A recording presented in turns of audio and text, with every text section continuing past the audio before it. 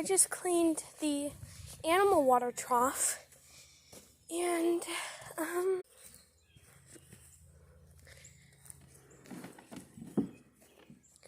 they're trying to sleep in it and dig holes in it. What is going on?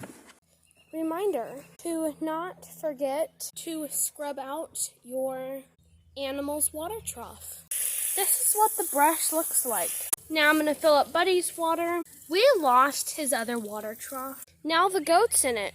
I need to get out. I need to fill it up. Now I'm just rinsing it out.